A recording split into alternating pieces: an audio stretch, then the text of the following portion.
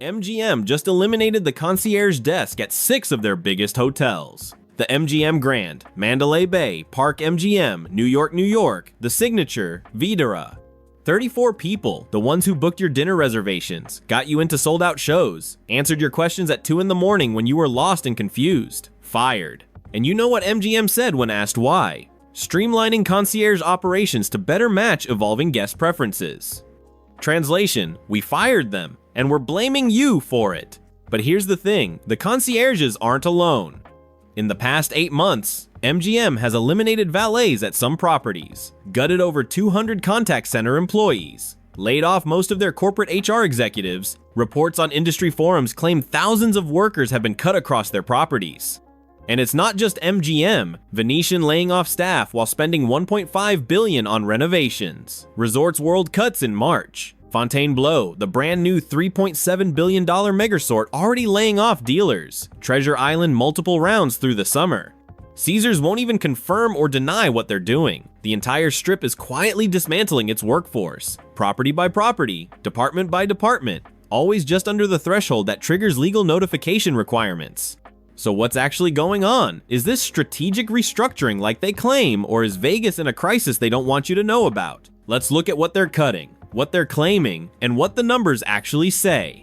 If you want to see what's really happening in Vegas behind the press releases and corporate spin, hit subscribe. We dig into the numbers they don't want you to see. Starting with something you'll notice the C-cond you pull up to your hotel. Number 10. MGM has eliminated valet services at some of their non-luxury properties. The first human being you used to interact with when you arrived at a Vegas hotel? Gone. Your vacation now starts in a parking garage. You pull up to the hotel, you've been traveling all day, you're tired, you're ready for your trip to start, and there's a valet. Smiling. Welcome to Vegas. He takes your keys, someone grabs your bags, you walk into the hotel feeling like a guest, like you've arrived somewhere. Now you pull up, and there's nobody, just a sign. Self-parking this way. You drive yourself into a concrete garage. You find a spot on level 4. You wrestle your own bags out of the trunk. You roll them across the garage, into an elevator, through the casino floor. Your vacation starts with you sweating through a parking garage, dragging luggage past slot machines, wondering where the hell check-in is. Welcome to Vegas. Find your own parking, carry your own bags, good luck. Number 9. Fontainebleau, Las Vegas, the newest, most expensive resort ever built on the Strip, laid off up to 60 table game dealers in May. The casino opened in December 2023. 18 months later, they're already cutting the people who run the games. This was supposed to be the future. $3.7 billion, the most expensive resort ever built in Las Vegas. Opened December 2023 to massive fanfare. Finally complete after years of delays. The new crown jewel of the Strip. 18 months later, laying off dealers, 60 of them, the people who actually run the blackjack tables, the craps games, the roulette wheels, cut at a brand new casino. If a $3.7 billion resort that just opened can't keep its dealers employed, what does that tell you about how much people are gambling right now? $3.7 billion, 18 months open, already cutting dealers, the future of Vegas is laying people off. Number 8. MGM gutted over 200 contact center employees in April. The Cosmopolitan alone reportedly cut 90% of its contact center staff. The humans you used to call when you needed help? Eliminated, outsourced, replaced by bots in overseas call centers. You needed to change your reservation. You called a number. A human answered, someone who knew the property, someone who could actually help. They'd move your dates, upgrade your room, fix the problem. Done. Over 200 contact center jobs eliminated in April. Cosmopolitan, 90% of contact center staff cut. Replacement, automated systems, chatbots, overseas outsourcing. Translation, don't call us. Now you call, you get a menu, press 1 for reservations, press 2 for something else, press 3 to speak to, another menu. Eventually you get a chatbot that doesn't understand your question, or you wait 45 minutes for someone in another country reading from a script who can't actually solve your problem. 90%. At the Cosmopolitan, one of the nicest properties on the Strip, 9 out of 10 people whose job was to help you on the phone, gone. 90% of Cosmopolitan's contact center, eliminated. The message is clear, figure it out yourself. Valets eliminated. Dealers cut at brand new casinos, contact centers gutted, 200 jobs here, 60 there, 90% at one property. Those are the cuts you might not notice until you need them. The valet who isn't there, the dealer whose table is closed, the phone call that never gets answered. But MGM's biggest cut wasn't behind the scenes. It was the people whose entire job was to help you face to face. The concierges, the human help desk.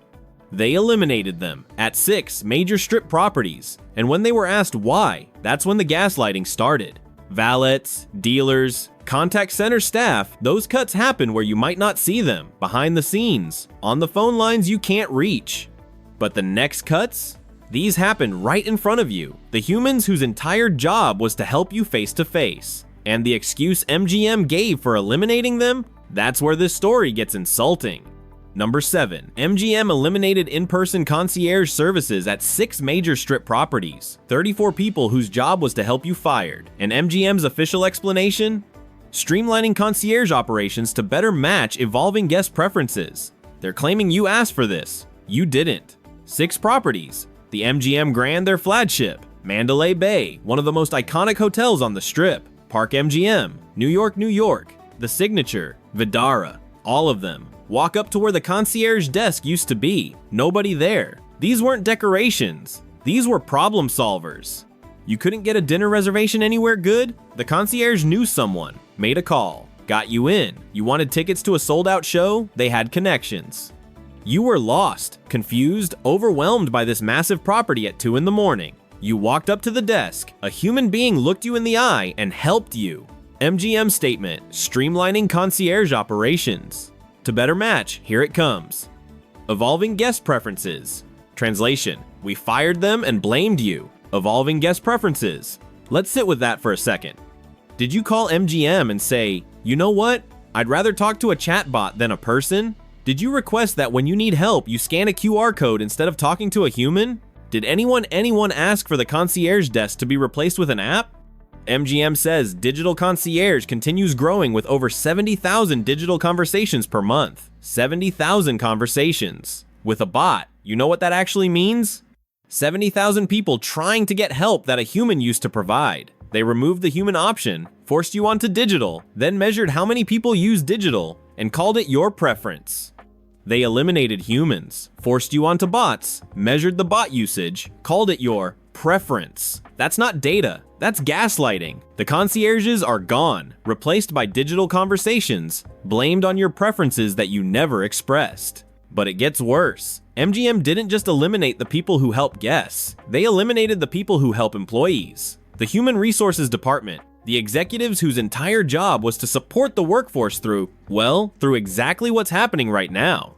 Number 6. In September, MGM laid off most of their corporate human resources vice presidents. Think about that. They're eliminating the people whose job is to handle layoffs, while doing massive layoffs. You can't make this up.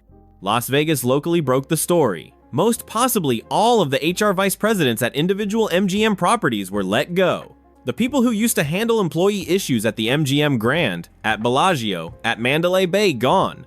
An insider told them, not having a VP of HR on property is nuts. And they're right, it is nuts. Unless you think about why you do it. Before, HR VP at each major property.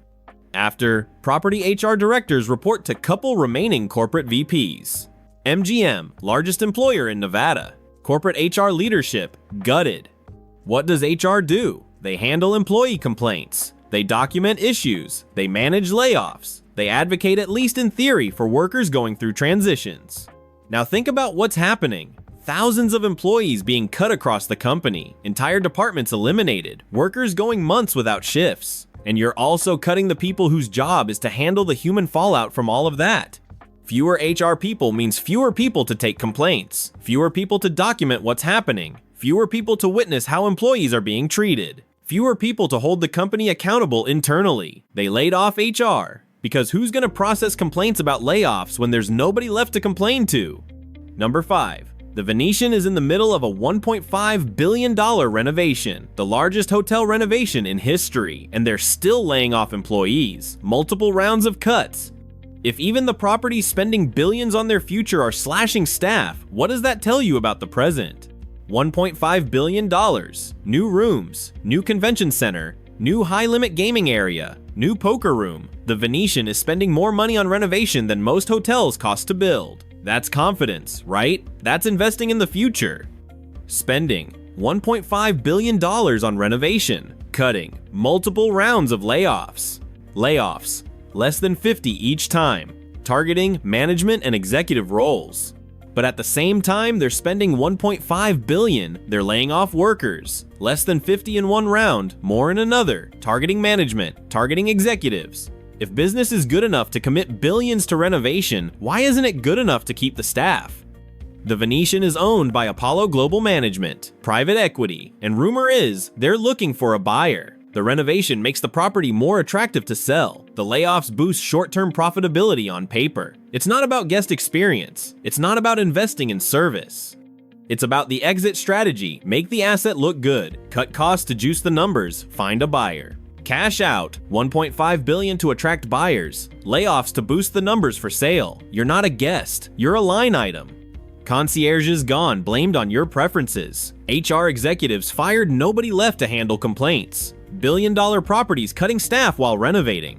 But here's what connects all of these layoffs. Every single one. MGM, Venetian, Resorts World, Fontainebleau, they all have one thing in common.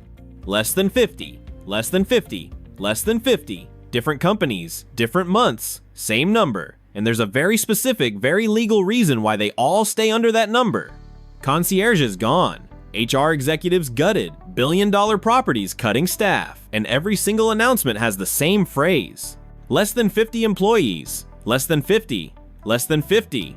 Different companies, different properties, different months, but the same number over and over. And there's a very specific reason why.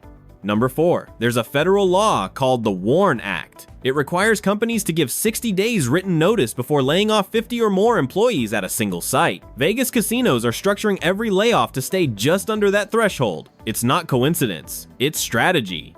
The WARN Act Worker Adjustment and Retraining Notification Act, passed in 1988. Here's what it says. 50 or more layoffs at one site in 30 days equals WARN Act triggered.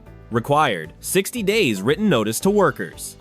Required, notice to union representatives. Required, notice to state and local government. Penalty for violation, back pay up to 60 days plus civil fines. The law exists to protect workers. If you're about to lose your job, you deserve time to prepare, time to find something else, time to figure out your finances. 60 days notice. That's the minimum when 50 or more people are being cut. MGM concierges, 34 positions. Venetian layoffs, less than 50. Resorts World, less than 50. Fontainebleau, 60 dealers spread across how many sites? Every single time. Look at the pattern. MGM cuts 34 concierges under 50. Venetian announces less than 50 just under the threshold. Resorts World, less than 50. Every single announcement uses that phrase or stays right below it.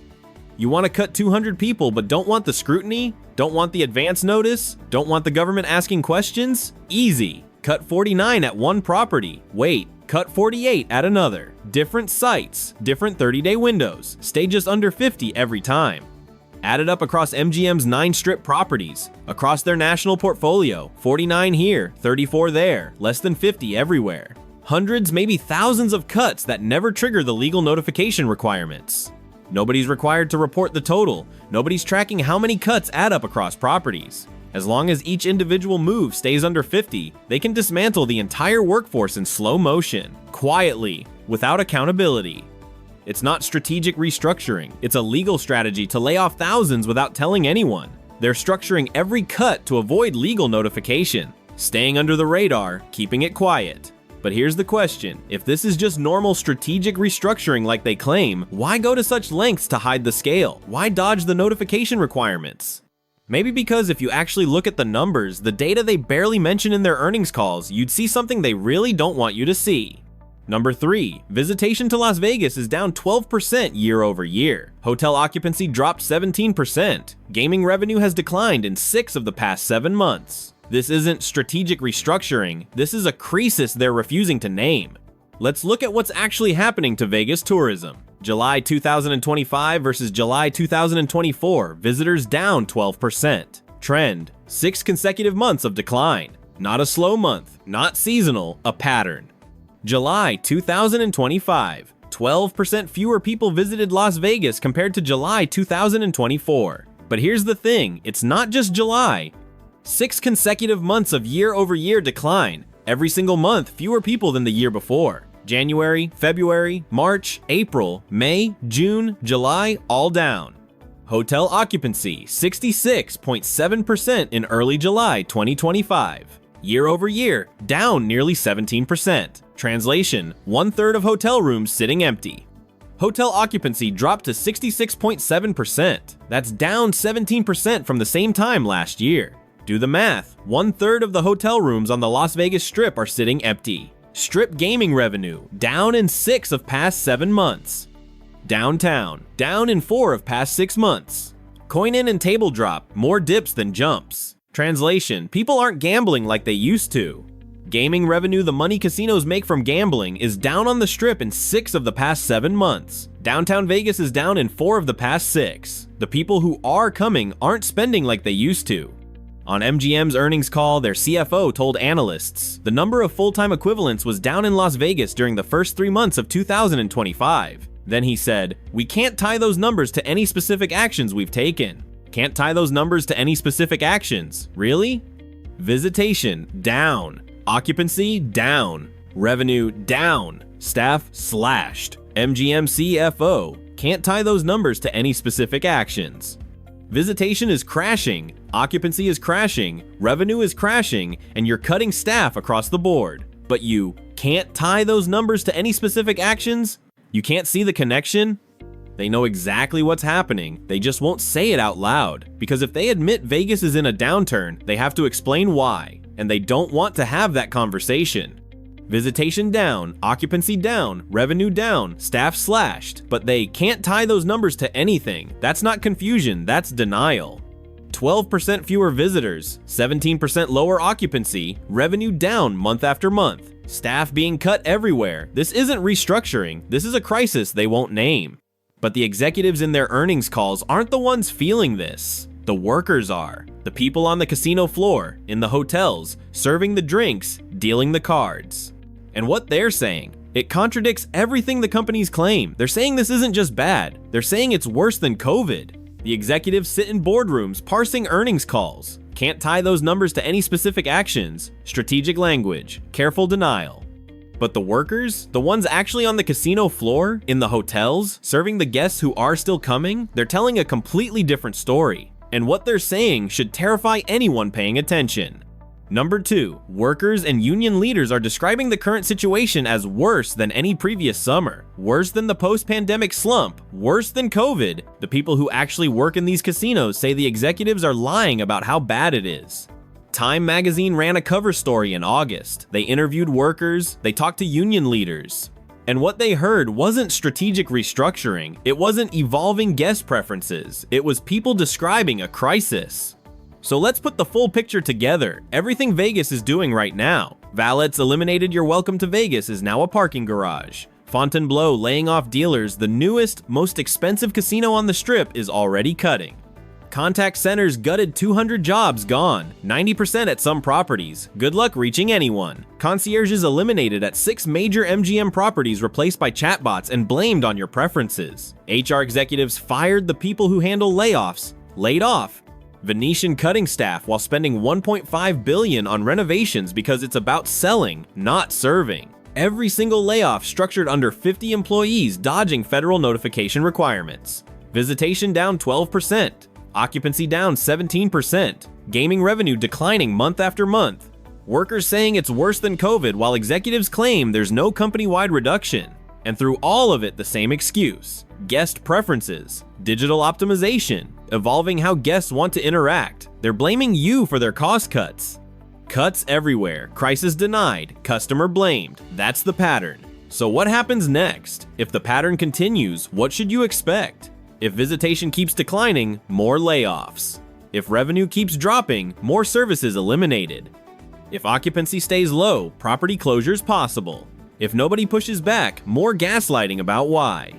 The concierges at Bellagio and Aria still exist. For now, the restaurant staff that's already stretched thin could get thinner. Daily housekeeping that's already been reduced could disappear entirely at more properties. The humans who still work the front desks, the few that remain, don't assume they're safe. Vegas sold a promise for decades. Come here, spend money, we'll take care of you, we'll make you feel special, we'll treat you like a VIP even if you're betting $5 hands. That feeling was the product. That promise is being dismantled. Not just the staff, not just the services, the entire proposition of what Vegas was supposed to be. And they're doing it while telling you it's what you wanted. MGM is the largest employer in Nevada. What they do, others watch. When MGM eliminates concierges and calls it guest preferences, Caesars notices. When MGM dodges WARN Act requirements and gets away with it, every casino learns. When MGM guts human service and faces no accountability, the industry takes notes. If MGM can do this without consequences, everyone will follow. This is the new Vegas being built. Vegas still looks like a dream from the highway. The lights still glow. The strip still stretches like a promise of excitement and escape. But what you're walking into is increasingly hollow. Fewer humans to help you, more chatbots to frustrate you, longer waits, less service, less of what made this city feel like something special. And when you notice something's wrong, when the concierge desk is empty, when nobody answers the phone, when the service isn't what it used to be, they'll tell you it's your preference. That you chose this, that the robot you're frustrated with is actually what you wanted. Vegas didn't just cross a line by cutting jobs. Every business has hard times. Every company makes difficult decisions. That's not the line.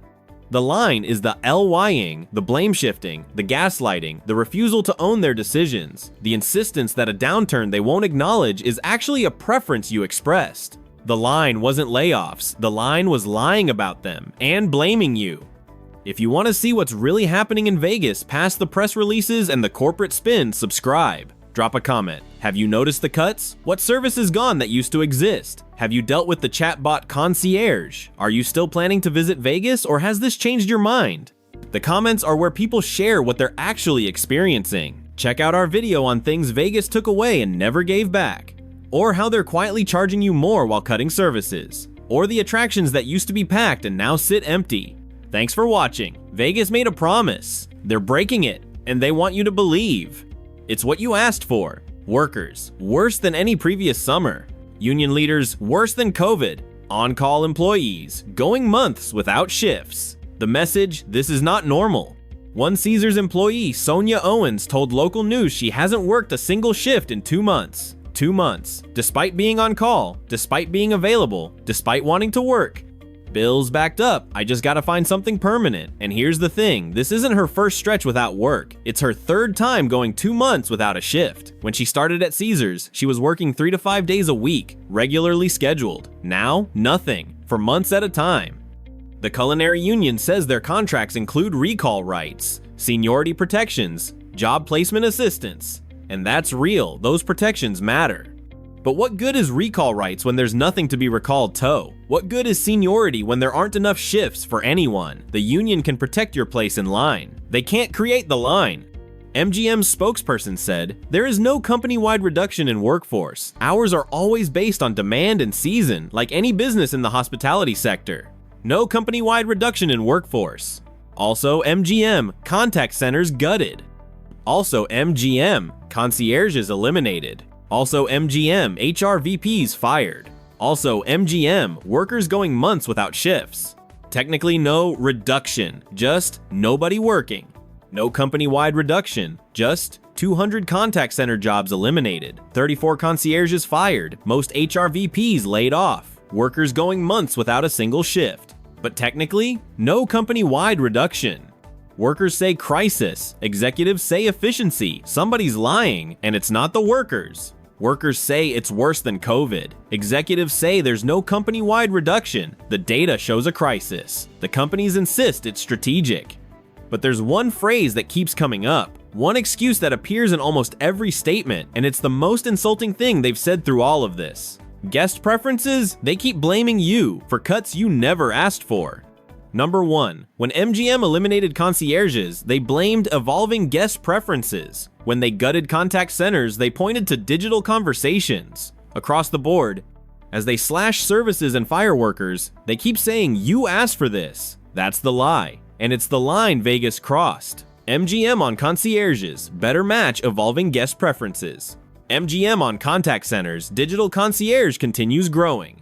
Industry-wide, adapting to how guests want to interact. The pattern: blame the customer. Let's be absolutely clear about what's happening here. Step 1. Remove the human option. Fire the concierges, gut the contact centers, eliminate the valets. Step 2. Force guests onto the alternative. The only way to get help is the chatbot. The only way to check in is the kiosk. The only concierge is the app. Step 3. Measure how many people use the alternative. 70,000 digital conversations per month. Step 4. Call that measurement a preference. Guests prefer digital interaction. You didn't prefer the chatbot. You were forced onto it because they eliminated the human. You didn't choose the kiosk. They removed the option to talk to a person. That's not preference. That's coercion dressed up as choice. Remove the option, force the alternative, measure the result. Call it preference. That's not data, that's manipulation. Here's what's actually happening. Visitation is down, revenue is down, occupancy is down. They need to cut costs to maintain profit margins during a downturn they refuse to acknowledge. That's understandable. Business is business. But instead of saying we're facing challenging conditions and making difficult decisions, they say, you prefer this. You asked for robots. You want less human service. They're not just cutting. They're making you the villain, making you the reason for declining service, making you responsible for their layoffs. You didn't ask for any of this, but according to Vegas, it's your preference. They're in a crisis they won't admit, cutting costs to survive, and blaming you for it. Vegas used to be about hospitality, about service, about making you feel like a winner even when you were losing. The whole point was that they took care of you. Now they're eliminating the people who took care of you, cutting the services that made you feel welcome, dismantling everything that made Vegas feel like Vegas. And when you notice, when you feel the difference, they tell you it's your fault. You wanted this.